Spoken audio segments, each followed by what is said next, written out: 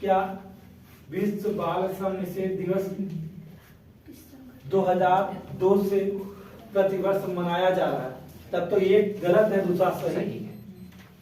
अगर मान लीजिए ऐसा कर दिया जाए क्या कि इसके संबंध में सवाल बनाया जाए किस टाइप का, बाल श्रम निषेध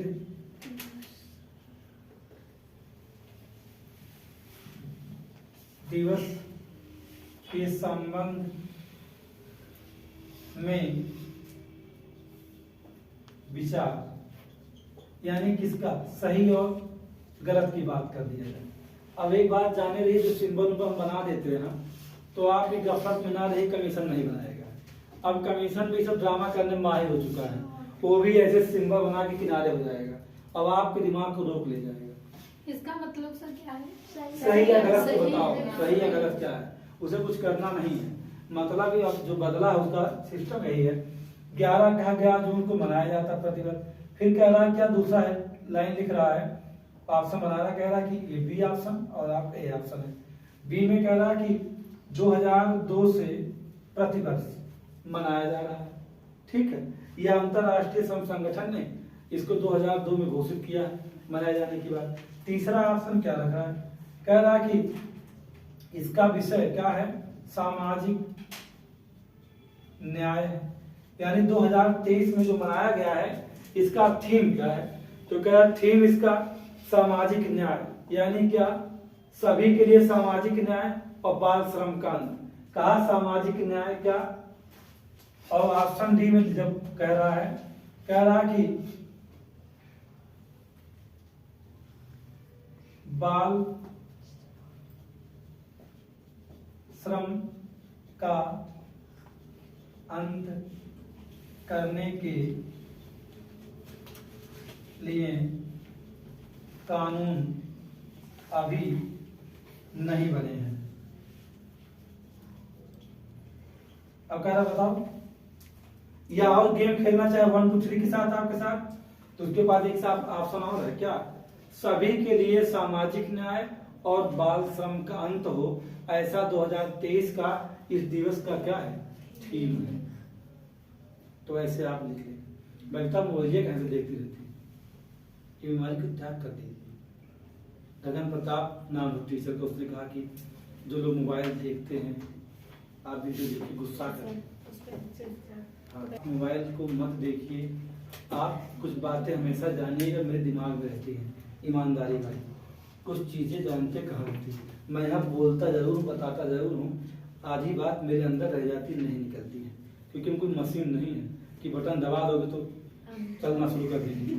तो आपको हमको अगर देखते रहिए, आप मैं क्या बता रहा हूँ, क्या लिख रहा हूँ, तो उससे आप अंदाजा लगा ले जाएंगे सर कुछ और इनकी अभिव्यक्ति में। जैसे भाई देखिए 80 में आप जानते हैं, इस पर ही सवाल कमीशन अगर बनाना चाहे ना, अच्छे से बना सकता है, क्योंकि हमारे भारतीय संविधान के अनुच्छेद 24 में 23 ना 24 बार करता है, और कोई एक निदेशक तत्व भी होगा जो इनको संरक्षण दे रहा होगा।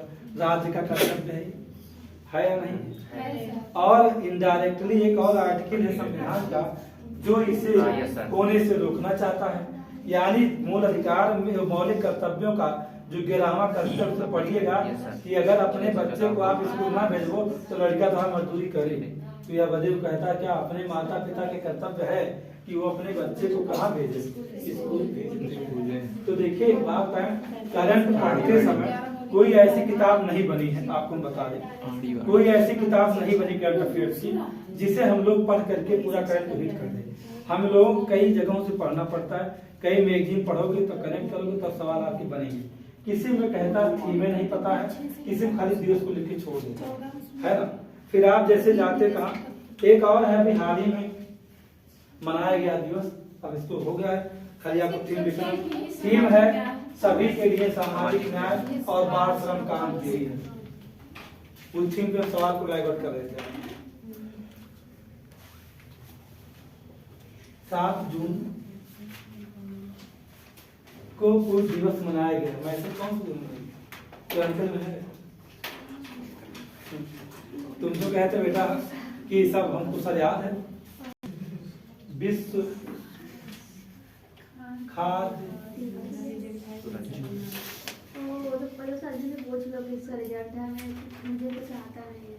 नहीं, सही बात है, अभी तो पढ़ गया, अभी कैसे कुछ कहा जाए। 7 जून को क्या मनाया गया? विश्व खाद्य दिवस। रिजल्ट किसी का पता नहीं। और इसका खाली थीम देख लीजिएगा, फूड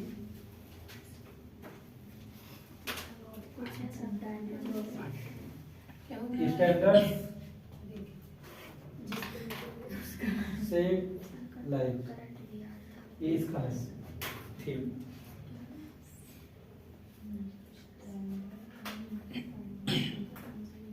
इसमें इसी को याद रखिएगा, सेव लाइफ को, बाकी कुछ सब कुछ भूल जाओ चलेगा। जहाँ ये शब्द है वो ऑप्शन सही है। सर ये अलग अलग है? नहीं, एक के थी क्या लिखे हैं सर? सेव स्टैंडर्ड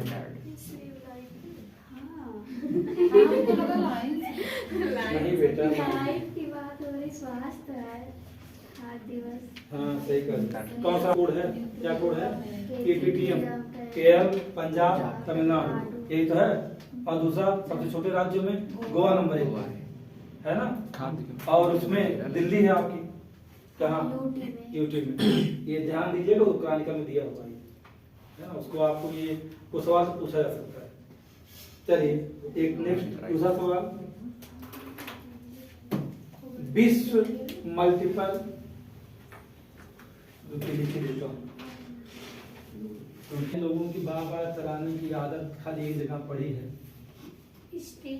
वहाँ जब हम जाते हैं लाइब्रेरी में, हम लाइब्रेरी छोड़ देने की वजह से हरदम को लूही में रील्स देखे, हरदम स्टेटस चेक करें, तो वो आवाज आता रहता है। हाँ, तो हम तब से जा छोड़ दें कि हमें इरिटेशन होती है। एक तो इतना मुदराज व्यक्ति पढ़ने जा रहा है, सबसे बड़ा एहसान लाइब्रेरी कर रहा है। अगर मैं कहीं पढ़ने जाऊँ लाइब्रेरी में, तो मतलब मैं लाइब्रेरी पे एहसान कर रहा हूँ। मैं कहीं में जा रहा हूँ बैठ के पढ़ने के लिए, तो उसके बाद वहाँ देखो माहौल खराब है तो खराब है। करते रहते हैं बगल में, बार बार उठ के भी जाते हैं। किससे करें तो उनसे पूछो ना, जो करते हैं।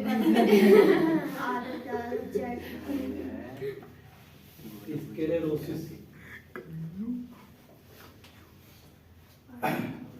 विश्व मल्टीपल स्क्लेरोसिस दिवस, ये दिवस है। लेकिन जहाँ हम लोग जाते हैं तो सही हैदराबाद में फैशन हो रहा है लाइब्रेरी, आराम से बैठे तो लिखिएगा, सामाजिक न्याय और अधिकारिता मंत्रालय, भारत सरकार। सामाजिक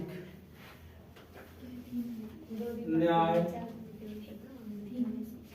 एवं अधिकारिता मंत्रालय, भारत सरकार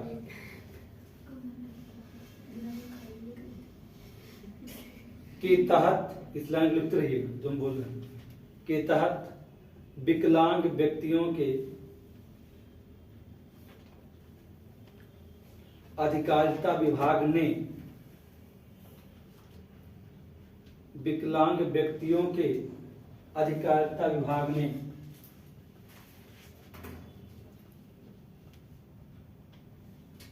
विकलांग व्यक्तियों के अधिकारिता विभाग ने 30 मई 2023 को मनाया। अब आपको मैं 2 सवाल दे दिया, अब यही है करंट का। जब तक आप नेट से नहीं कनेक्ट होंगे, मतलब गूगल से, तब तक नहीं जान पाओगे। सवाल क्या है कि विश्व मल्टीपल स्क्लेरोसिस दिवस अभी हाल ही में किस मंत्रालय ने मनाया? तो अगर ऑप्शन मंत्रालय तो सही है, हो सकता है कोई और मंत्रालय नाम आ जाए इसमें, स्वास्थ्य क्या विज्ञान कल्याण मंत्रालय, तब तो खत्म होगी तुरंत। जबकि सामाजिक न्याय का है, अगर उसने ऑप्शन ए में क्या रख दिया, स्वास्थ्य मंत्रालय, तो खत्म कर दिया आपको तुरंत। अब मामला स्वास्थ्य मंत्रालय भी रखा और सामाजिक न्याय अधिकारिता मंत्रालय भी रखा, और क्या रखा, विकलांग व्यक्तियों की अधिकारिता विभाग। विकलांग व्यक्तियों का अधिकारिता विभाग। अब देखिए आपका उत्तर ये सही होगा, ये भी नहीं सही होगा, लेकिन अगर ये नहीं है तो ये सही होगा। ये नहीं सही। और कब मनाया गया? 30 मई को। बड़ा सा स्टेटमेंट दे रहा है, ये बात ध्यान रखिएगा, बहुत बड़ा सा स्टेटमेंट दे करके आजकल कमीशन हम लोगों को फंसा देता है। और इसको और थोड़ा सा आपके साथ खेलना हो, अगर और थोड़ा सा खेलना चाहे तो एक और आता है सवाल इसके लिए। दिवस को उसने इकट्ठा किया और सभी दिवस से कहा मैचिंग टाइप क्वेश्चन बना लो। मैचिंग टाइप 4 क्वेश्चन बनाया और कहा कौन सा दिवस मिलेगा और कौन सा नहीं मिलेगा। अरे 12 रख दिया जनवरी को और लिख दिया युवा दिवस, बहुत खुश है। 5 जनवरी को लिख दिया क्या? 12 अगस्त को। 5 जून को क्या लिखा? पर्यावरण रख दिया। अरे 5 जून अक्सर लोग जानते हैं। और 2 को आसान कर दिया और तीसरे ऑप्शन ला के क्या करने जा रहा है? 7 जून कर रहा है।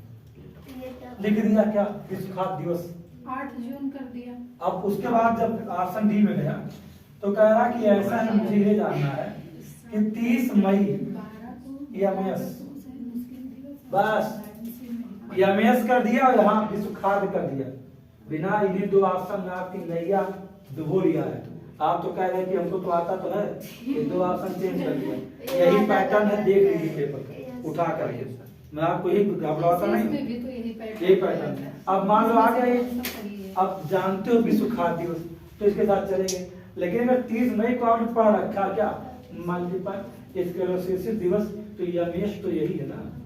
इसको हमारा डिपार्टमेंट क्या कहता है? अधिकारिता विभाग। इसको यमएस से संबोधित करता है, इसीलिए जान नहीं मिलता है। पतली पतली किताबों में ये दिवस लिखा गया है, लेकिन वहां लिखा गया है क्या? सामाजिक न्याय अधिकारिता मंत्रालय यमएस दिवस मनाया। यमएस आपकी जिम्मेदारी ढूंढो गूगल पे कहाँ है। ठीक, चलो अब लिया जाए और या करंट में ही रखा जाए तो जिसका हम दिवस मना रहे हैं वो कोई बीमारी है क्या? इसके लिए इस बीमारी होता है। कोई बीमारी तो होगी ना। किससे? अब बीमारी है तो इसका संबंध किससे, कौन प्रभावित होगा? इससे मस्तिष्क और रीढ़ की हड्डी। लिख लीजिएगा इसको, यानी क्या है? ऑटो इम्यून बीमारी है जो मस्तिष्क और रीढ़ की हड्डी सहित केंद्रीय तंत्रिका को प्रभावित कर देता है।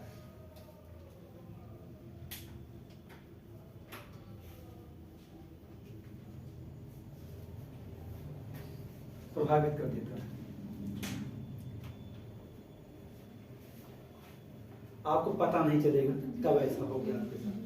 तो एक बात उठा कि अगर ऐसा है तो इसका कारण भी तो हमें जानना चाहिए विज्ञान में। जैसे यूपीएससी दे रहा हूं अभी तो जानते हैं इस सवाल के साथ बड़े अच्छे, जैसे अभी स्टाफ नर्स में आया है रैमजेट इंजन के बारे में। हाँ, तो ऐसे चाहे तो बना सकता है।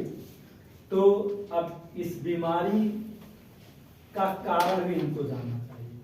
प्रभाव क्या है शरीर पे हमारे, इस बात को हम जान लिए कि हमारे शरीर कहाँ प्रभावित होगी। मस्तिष्क, रीढ़ की हड्डियां, और ये अपने आप होता है, इसे आप जान नहीं पाएंगे। तो कोई चीज अपने आप अगर होता है तो कहेंगे जेनेटिक है, यानी वो कैसा है? आनुवंशिक है ना। क्या कहा जाएगा? ये आनुवंशिक है। अब आप कहेंगे सर आनुवंशिक कहें को मतलब हम मेंटली डिस्टर्ब हो जाए तो आनुवंशिक है क्या? तो आप पता करिए कि अगर मानसिक रूप से आप मतलब अवसाद होना, अवसाद में जाना बीमारी नहीं है, वो अस्थायी तो उसमें नहीं है, लेकिन अगर लंबे समय तक आप अवसाद में रहे तो बीमारी है। तो ऐसी मान लीजिए यही सब तो है। केंद्रीय तंत्रिका तंत्र यानी इस बॉडी का CPU system damage, CPU damage हो गया जब, और डैमेज है तो जाहिर सी बात है कि आपका जो भी निर्णय अनिर्णय, तर्क अतर्क, उसमें अंतर स्पष्ट नहीं कर पाएंगे आप। तो ये आनुवंशिक अधिकतम देखा जाता है कि यह 2 से 3 पीढ़ियों बाद लौटता है। ये भी इसकी बात है कि जैसे आप देखते हैं कि कुछ परिवारों में देखा गया है कि जो क्या कहते हैं 1 पीढ़ी 2 पीढ़ी गैप करके किसी न किसी को मानसिक तनाव जैसे या अनिद्रा जैसे तमाम जैसी बीमारियां। हाँ, जेनेटिक है, वही तो बताने जा रहा हूँ बेटा। या आनुवंशिक मैंने शब्द जो लिखा है, शुगर होगा जेनेटिक। हाँ, शुगर तो है, शुगर फिलहाल 1 पीढ़ी छोड़ के दूसरी पीढ़ी में उसकी एंट्री होनी है। शुगर है जेनेटिक होगी। इसकी एंट्री ऐसे होती है लगातार आपकी जनरेशन नहीं दिखेगा, एक को गैप करके दिखेगा। ठीक, और आनुवंशिक और दूसरा इसमें एक कारक बन जाता है क्या, पर्यावरणीय कारक भी इसके लिए जिम्मेदार है। तो आप दूसरा क्या लिखेंगे, पर्यावरणीय कारक। और सर हम पूछे थे डॉक्टर कह रहे हैं तो तुम्हारा भरम है, जेनेटिक नहीं होता है। आनुवंशिक और पर्यावरणीय कारकों के संयोजन से यह बीमारी पनपती है। अगर सीधा पूछता सवाल तो आप लिख सकते हैं यही बात। मेरे घर में सबको लगभग क्या चीज नींद ना आने की?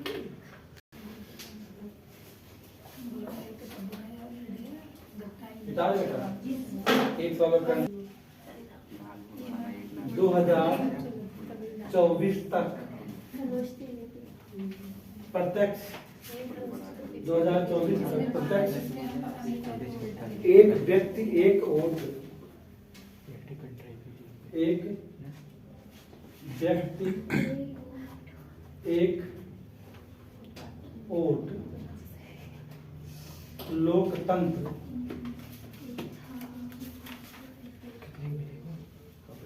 स्थापित किए जाने का लक्ष्य है। ये भी उसका है शायद। सर पीआरबी से लिखवा रहे हैं मैगजीन से। हम बहुत जगह लिखवाते हैं, हमारा करंट ये लोग भी देखते हैं बेडरूम पे, इतना रहता है कि मेज पे 10 मैगजीन रहती है, उसके बाद तो हाँ सर के पास इतना सारा मैगजीन रहता है। अभी डिस्ट्रिक्ट मैगजीन आके पूरे पड़ा हुआ लाना रिकॉर्ड में, मतलब 10 जो है 10 मैगजीन से कम नहीं होती। और तब उसके बाद हम निकालते हैं मलाई, जो हम कह पढ़ा रहे हैं ये मलाई जाने रहेगा पूरा क्रीम है। हम किसी मैगजीन का सहारा नहीं लिए, कई सभी मैगजीन को मिला करके फिर देखा जाता कहाँ। हाँ, यूट्यूब का इसमें कोई रोल नहीं है, ये बात कर, यूट्यूब से कुछ मतलब मेरा आप जानते कितने कार्य होगा। अब एक व्यक्ति एक लोकतंत्र, एक व्यक्ति एक वोट लोकतंत्र स्थापित किए जाने का लक्ष्य है कब, 2024 में। अब आसन रखता है कैसा है, आसन ए भारत, आसन बी सोमालिया, आसन सी जापान, ऑप्शन डी दक्षिण अफ्रीका। अब आप ऐसा सवाल देखो, करंट है लेकिन करंट ही है, बट ये करंट का मिसलेनियस है। सर जापान भारत भारत में लग रहा है। और दिमाग सब लोग नहीं पता चलिए। क्या रंजीत वीडियो उनके पास ठीक है। अब ऐसे है ये आरो जैसे एग्जाम की सवाल है, एक क्या एक व्यक्ति एक वोट लोकतंत्र। अच्छा देखने में क्या लग रहा है कि भारत भी टारगेट पे। अब मामला ये है कि अगर यही सवाल पीसीएस में पूछा जाएगा और जो सत्र चल रहा है सदन का, अगर उसमें एक निर्णय जो यहाँ भी होने वाला है, एक देश एक चुनाव एक वोट एक लोकतंत्र, यहाँ भी चर्चा में है कि 2024 में ले आए, तो अभी यहाँ भी ऐसी संभावना बन सकती है अगर ये 1-2 महीनों कुछ हुआ तो आसम बदल के भारत ऐसा तब सोमाली बात नहीं करें। आप ये कहेंगे एक देश एक चुनाव, इसका लेकिन ये इसमें चलिए इतिहास बदल देगा। क्या सवांग बंदरगाह, आप इस भूगोल में पढ़ते हैं तो ये आपसे पूछ लेगा क्या सवांग बंदरगाह कहाँ अवस्थित है। पता नहीं इसका मतलब क्या है। सवांग बंदरगाह, रंजीत भैया घर गए थे। सवांग बंदरगाह कहाँ अवस्थित है। सर ये दूसरा क्वेश्चन। हाँ दूसरा, सवांग बंदरगाह कहाँ अवस्थित है। और जब आपसे ये सवाल करता है तो आपको लगेगा कि ये तो ज्योग्राफी मतलब विश्व भूगोल का सवाल है वास्तव में, लेकिन आपको हम बता दें यह क्वेश्चन करंट का है, जानते हैं। वीडियो निकाल